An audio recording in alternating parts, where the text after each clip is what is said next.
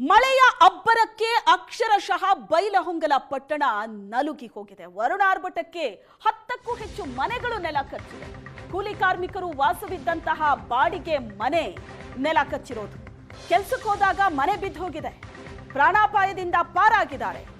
ಮನೆಯಲ್ಲಿದ್ದ ಹಾಸಿಗೆ, ಹೊದಿಕೆ, ಆಹಾರ ಧಾನ್ಯಗಳು ನೀರ್ಪಾಲಾಗಿದೆ. ಮನೆ ಇಲ್ಲದೆ ಹೊತ್ತಿನ ಊಟಕ್ಕೂ ಕೂಡ ಸಂತ್ರಸ್ತರು ಪರದಾಡ್ತಾ ಇದ್ದಾರೆ. ದೃಶ್ಯದಲ್ಲಿ ನೋಡ್ತಾ ಇದ್ರಿ. ಮಳೆಯ ಅಬ್ಬರಕ್ಕೆ ಬೈಲಹೊಂಗಲದಲ್ಲಿ ಪರಿಸ್ಥಿತಿ ಹೇಗಾಗಿದೆ ಅಂತ. 10ಕ್ಕೂ ಹೆಚ್ಚು ಮನೆ ಮಳೆಯ ಆರ್ಭಟಕ್ಕೆ ಬಿದ್ದು ಹೋಗಿದೆ. ಕಂಗಾಲಾಗಿದ್ದಾರೆ ಜನ. ಕೆಲಸಕ್ಕೆ ಹೋದಾಗ ಮನೆ ಬಿದ್ದು ಹೋಗಿದೆ. ಜೀವ ಉಳಿದಿದೆ ನಿಜ, ಆದರೆ ಅನ್ನ ನೀರಿಲ್ಲದೆ ಪರದಾಡ್ತಾ ಇದ್ದಾರೆ. ಪುಸ್ತಕಗಳನ್ನ, ಮಳೆ ನೀರಿನಲ್ಲಿ ಒದ್ದೆಯಾದಂತಹ ಬುಕ್ಸ್ಗಳನ್ನ ಒಣಗಿಸ್ತಾ ಇರೋದು ನೋಡಿ ದೃಶ್ಯದಲ್ಲಿ. ನಿನ್ನೆ ಸುರಿದ ಧಾರಾಕಾರ ಮಳೆಗೆ ಬೆಳಗಾವಿ ಜಿಲ್ಲೆ ಬೈಲಹೊಂಗಲ ಪಟ್ಟಣ ಅಕ್ಷರಶಃ ತತ್ತರಿಸಿರುವಂಥದ್ದು.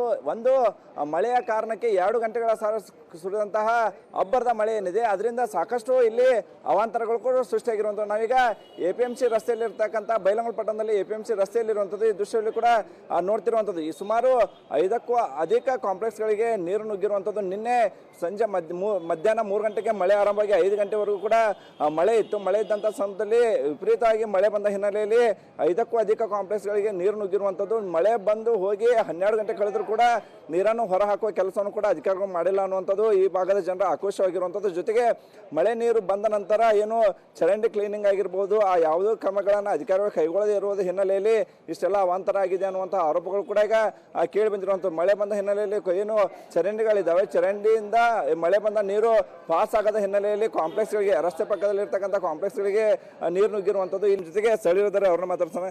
ಈ 2 ತಾಸು ಮಳೆಗೆ ಈ ರೀತಿ ಅನಾಹುತಗಳಾಗಿದ್ದಾವೆ.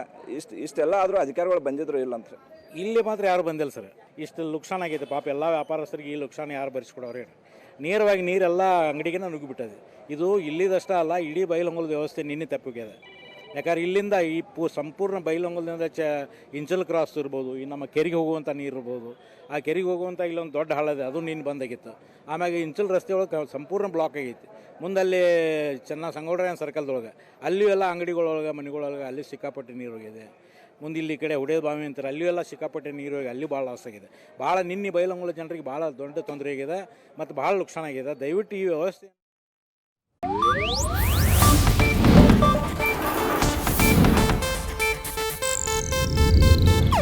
ಇದು ಏಷ್ಯಾನೆಟ್ ನ್ಯೂಸ್ ನೆಟ್ವರ್ಕ್ ಪ್ರಸ್ತುತಿ.